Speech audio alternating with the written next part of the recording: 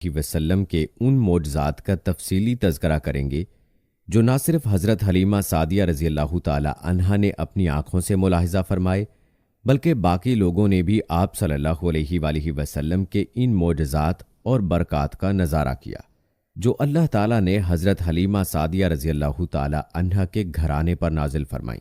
پیارے دوستوں، یاد رہے کہ اس زمانے میں عرب کا دستور یہ تھا کہ جب ان کے ہاں کوئی بچہ پیدا ہوتا تو وہ دیہات سے آنے والی دائیوں کے حوالے کر دیتے تھے تاکہ دیہات میں بچے کی نشو و نما بہتر ہو اور وہ خالص عربی زبان سیکھ سکے۔ دائیوں کا قافلہ مکہ میں داخل ہوا۔ انہوں نے ان گھروں کی تلاش شروع کی جن میں بچے پیدا ہوئے تھے۔ اس طرح بہت سی دائیاں جناب حضرت عبد المطلب کے گھر بھی آئیں۔ نبی کریم صلی اللہ علیہ وآلہ وسلم کو دیکھا، لیکن جب انہیں معلوم ہوا کہ یہ بچہ تو یتیم پیدا ہوا ہے تو اس خیال سے چھوڑ کر آگے بڑھ گئیں کہ یتیم بچے کے گھرانے سے انہیں کیا ملے گا۔ اس طرح دائیاں آتی رہیں جاتی رہیں، کسی نے آپ کو دودھ پلانا منظور نہ کیا، اور کرتی بھی کیسے؟ یہ سعادت تو حضرت حلیمہ رضی اللہ تعالی عنہا کے حصے میں آنا تھی۔ جب حلیمہ رضی اللہ تعالی عنہا مکہ پہنچی تو انہیں معلوم ہوا سب عورتوں کو کوئی نہ کوئی بچہ مل گیا ہے اور اب صرف وہ بغیر بچے کے رہ گئی ہیں، اور اب کوئی بچہ باقی نہیں بچا۔ ہاں، ایک یتیم بچہ ضرور باقی ہے جسے دوسری عورتیں چھوڑ گئی ہیں۔ حلیمہ سعدیہ رضی اللہ تعالی عنہا نے اپنے شوہر عبداللہ ابن حارث سے کہا، خدا کی قسم مجھے یہ بات بہت ناگوار گزری ہے کہ میں بچے کے بغیر جاؤں، دوسری سب عورتیں بچے لے کر جائیں، یہ مجھے تانے دیں گی، اس لیے کیوں نہ ہم اسی یتیم بچے کو لے لیں۔ حضرت عبداللہ بن حارث بولے، کوئی حرج نہیں، ہو سکتا ہے اللہ اسی بچے کے ذریعے ہمیں خیر و برکت عطا فرما دیں۔ چنانچہ حضرت حلیمہ سعدیہ رضی اللہ تعالی عنہا حضرت عبد المطلب کے گھر گئیں۔ جناب عبد المطلب اور حضرت آمنہ رضی اللہ تعالی عنہا نے انہیں خوش آمدید کہا۔ پھر حضرت آمنہ رضی اللہ تعالی عنہا انہیں بچے کے پاس لے آئیں۔ آپ اس وقت ایک اونی چادر میں لپٹے ہوئے تھے۔ وہ چادر سفید رنگ کی تھی۔ آپ کے نیچے ایک سبز رنگ کا ریشمی کپڑا تھا۔ آپ سیدھے لیٹے ہوئے تھے۔ آپ کے سانس کی آواز کے ساتھ مشک کی سی خوشبو نکل کر پھیل رہی تھی۔ حضرت حلیمہ سعدیہ رضی اللہ تعالی عنہا آپ کے حسن و جمال کو دیکھ کر حیرت زدہ رہ گئیں۔ آپ اس وقت سوئے ہوئے تھے، انہوں نے جگانا مناسب نہ سمجھا، لیکن جو ہی انہوں نے پیار سے اپنا ہاتھ آپ کے سینے پر رکھا، آپ مسکرا دیے اور آنکھیں کھول کر ان کی طرف دیکھنے لگے۔ حضرت حلیمہ سعدیہ رضی اللہ تعالی عنہا فرماتی ہیں، میں نے دیکھا آپ کی آنکھوں سے ایک نور نکلا جو آسمان تک پہنچ گیا۔ میں نے آپ کو گود میں اٹھا کر آپ کی دونوں آنکھوں کے درمیانی جگہ پر پیار کیا۔ پھر میں نے آپ کی والدہ اور حضرت عبد المطلب سے اجازت چاہی، بچے کو لیے قافلے میں آئی۔ میں نے آپ کو دودھ پلانے کے لیے گود میں لٹایا تو آپ دائیں طرف سے دودھ پینے لگے۔ پہلے میں نے بائیں طرف سے دودھ پلانا چاہا، لیکن آپ نے اس طرف سے دودھ نہ پیا۔ دائیں طرف سے آپ فوراً دودھ پینے لگے۔ بعد میں بھی آپ کی یہی عادت رہی، آپ صرف دائیں طرف سے دودھ پیتے رہے، بائیں طرف سے میرا بچہ دودھ پیتا رہا۔ پھر قافلہ روانہ ہوا۔ حضرت حلیمہ سعدیہ رضی اللہ تعالی عنہا فرماتی ہیں، میں اپنے خچر پر سوار ہوئی، آپ کو ساتھ لے لیا۔ اب جو ہمارا خچر چلا تو اس قدر تیز چلا کہ اس نے پورے قافلے کی سواریوں کو پیچھے چھوڑ دیا۔ پہلے وہ مریل ہونے کی بنا پر سب سے پیچھے رہتا تھا۔ میری خواتین ساتھی حیرانگی سے مخاطب ہوئیں، اے حلیمہ، یہ آج کیا ہو رہا ہے؟ تمہارا خچر اس قدر تیز کیسے چل رہا ہے؟ کیا یہ وہی خچر ہے جس پر تم آئی تھی اور جس کے لیے ایک ایک قدم اٹھانا مشکل تھا؟ جواب میں نے ان سے کہا، بے شک یہ وہی خچر ہے، اللہ کی قسم اس کا معاملہ عجیب ہے۔ پھر یہ لوگ بنو سعد کی بستی پہنچ گئے۔ ان دنوں یہ علاقہ خشک اور قحط زدہ تھا۔ حضرت حلیمہ سعدیہ رضی اللہ تعالی عنہا فرماتی ہیں، اس شام جب ہماری بکریاں چر کر واپس آئیں تو ان کے تھن دودھ سے بھرے تھے، جبکہ اس سے پہلے ایسا نہیں تھا۔ ان میں سے دودھ بہت کم اور بہت مشکل سے نکلتا تھا۔ ہم نے اس دن اپنی بکریوں کا دودھ دوہا تو ہمارے سارے برتن بھر گئے، اور ہم نے جان لیا کہ یہ ساری برکت اس بچے کی وجہ سے ہے۔ آس پاس کی عورتوں میں بھی یہ بات پھیل گئی، ان کی بکریاں بدستور بہت کم دودھ دے رہی تھیں۔ غرض ہمارے گھر میں ہر طرف ہر چیز میں برکت نظر آنے لگی۔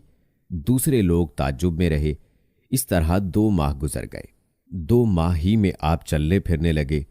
آپ 8 ماہ کے ہوئے تو باتیں کرنے لگے اور آپ کی باتیں سمجھ میں آتی تھیں۔ 9 ماہ کی عمر میں تو آپ بہت صاف گفتگو کرنے لگے۔ اس دوران آپ کی بہت سی برکات دیکھنے میں آئیں۔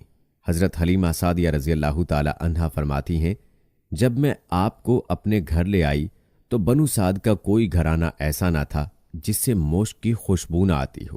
اس طرح سب لوگ آپ سے محبت کرنے لگے۔ جب ہم نے آپ کا دودھ چھڑایا تو آپ کی زبان مبارک سے یہ الفاظ نکلے، اللہ اکبر کبیرہ والحمد للہ کثیرہ و سبحان اللہ بقرۃ وسیلہ۔ اللہ تعالیٰ بہت بڑا ہے، اللہ تعالیٰ کے لیے بے حد تعریف ہے اور اس کے لیے صبح و شام پاکی ہے۔ پھر جب آپ صلی اللہ علیہ وآلہ وسلم 2 سال کے ہو گئے تو ہم آپ کو لے کر آپ کی والدہ کے پاس آئے۔ اس عمر کو پہنچنے کے بعد بچوں کو ماں باپ کے حوالے کر دیا جاتا تھا۔ ادھر ہم آپ کی برکات دیکھ چکے تھے اور ہماری آرزو تھی کہ ابھی آپ کچھ اور مدت ہمارے پاس رہیں۔ چنانچہ ہم نے اس بارے میں آپ کی والدہ سے بات کی۔ ان سے یوں کہا، آپ ہمیں اجازت دیجئے کہ ہم بچے کو 1 سال اور اپنے پاس رکھیں۔ میں ڈرتی ہوں کہیں اس پر مکہ کی بیماریوں اور آب و ہوا کا اثر نہ ہو جائے۔ جب ہم نے ان سے بار بار کہا تو حضرت آمنہ رضی اللہ تعالی عنہا مان گئیں اور ہم آپ کو پھر اپنے گھر لے آئے۔ جب آپ کچھ بڑے ہو گئے تو باہر نکل کر بچوں کو دیکھتے تھے، وہ آپ کو کھیلتے نظر آتے، آپ ان کے نزدیک نہ جاتے۔ ایک روز آپ نے مجھ سے پوچھا، امی جان کیا بات ہے، دن میں میرے بھائی بہن نظر نہیں آتے؟ آپ اپنے دودھ شریک بھائی عبداللہ اور بہنوں انیسہ اور شیمہ کے بارے میں پوچھ رہے تھے۔ حضرت حلیمہ رضی اللہ تعالی عنہا فرماتی ہیں، میں نے آپ کو بتایا وہ صبح سویرے بکریاں چرانے جاتے ہیں، شام کے بعد گھر آتے ہیں۔ یہ جان کر آپ فرمانے لگے، تب مجھے بھی ان کے ساتھ بھیج دیا کریں۔ اس کے بعد آپ صلی اللہ علیہ وآلہ وسلم اپنے بھائی بہنوں کے ساتھ جانے لگے۔ آپ خوش خوش جاتے اور واپس آتے۔ ایسے میں ایک دن میرے بچے خوفزدہ انداز میں دوڑتے ہوئے آئے اور گھبرا کر بولے، امی جان جلدی چلیے ورنہ بھائی محمد صلی اللہ علیہ وآلہ وسلم ختم ہو جائیں گے۔ یہ سن کر ہمارے تو ہوش اڑ گئے۔ دوڑ کر وہاں پہنچے، ہم نے آپ کو دیکھا، آپ کھڑے ہوئے تھے، رنگ اڑا ہوا تھا، چہرے پر زردی چھائی ہوئی تھی، اور یہ اس لیے نہیں تھا کہ آپ کو سینہ چاک کیے جانے سے کوئی تکلیف ہوئی تھی، بلکہ ان فرشتوں کو دیکھ کر آپ کی حالت ہوئی تھی۔ حضرت حلیمہ سعدیہ رضی اللہ تعالی عنہا فرماتی ہیں، ہم نے آپ سے پوچھا کیا ہوا تھا؟ آپ نے بتایا، میرے پاس 2 آدمی آئے تھے، وہ سفید کپڑے پہنے ہوئے تھے، وہ دونوں حضرت جبرائیل علیہ السلام اور حضرت میکائیل علیہ السلام تھے۔ ان دونوں میں سے ایک نے کہا، کیا یہ وہی ہیں؟ دوسرے نے جواب دیا، ہاں یہ وہی ہے۔ پھر وہ دونوں میرے قریب آئے، مجھے پکڑا اور لٹا دیا۔ اس کے بعد انہوں نے میرا پیٹ چاک کیا اور اس میں سے کوئی چیز تلاش کرنے لگے۔ آخر انہیں وہ چیز مل گئی اور انہوں نے اسے باہر نکال کر پھینک دیا۔ میں نہیں جانتا وہ کیا چیز تھی۔ اس چیز کے بارے میں دوسری روایات میں یہ وضاحت ملتی ہے کہ وہ سیاہ رنگ کا ایک دانہ سا تھا۔ یہ انسان کے جسم میں شیطان کا گھر ہوتا ہے اور شیطان انسان کے بدن میں یہیں سے اثر ڈالتا ہے۔ حضرت حلیمہ سعدیہ رضی اللہ تعالی عنہا فرماتی ہیں، پھر ہم آپ کو گھر لے آئے۔ اس وقت میرے شوہر عبداللہ بن حارث نے مجھ سے کہا، حلیمہ مجھے ڈر ہے کہیں اس بچے کو کوئی نقصان نہ پہنچ جائے، اس لیے اسے اس کے گھر والوں کے پاس پہنچا دو۔ میں نے کہا ٹھیک ہے۔ پھر ہم آپ کو لے کر مکہ کی طرف روانہ ہوئے۔ جب میں مکہ کے بالائی علاقے میں پہنچی تو آپ اچانک غائب ہو گئے۔ میں حواس باختہ ہو گئی۔ حضرت حلیمہ سعدیہ رضی اللہ تعالی عنہا فرماتی ہیں، میں پریشانی کی حالت میں مکہ پہنچی۔ آپ صلی اللہ علیہ وآلہ وسلم کے دادا حضرت عبد المطلب کے پاس پہنچتے ہی میں نے کہا، میں آج رات محمد کو لے کر آ رہی تھی۔ جب میں بالائی علاقے میں پہنچی تو وہ اچانک کہیں گم ہو گئے۔ اب خدا کی قسم میں نہیں جانتی وہ کہاں ہیں۔ حضرت عبد المطلب یہ سن کر فوراً کعبہ کے پاس کھڑے ہو گئے۔ انہوں نے آپ کے مل جانے کے لیے دعا کی، پھر آپ کی تلاش میں روانہ ہوئے۔ ان کے ساتھ ورقہ بن نوفل بھی تھے۔ غرض دونوں تلاش کرتے کرتے تہامہ کی وادی میں پہنچے۔ ایک درخت کے نیچے انہیں ایک لڑکا کھڑا نظر آیا۔ اس درخت کی شاخیں بہت گھنی تھیں۔ حضرت عبد المطلب نے پوچھا، لڑکے تم کون ہو؟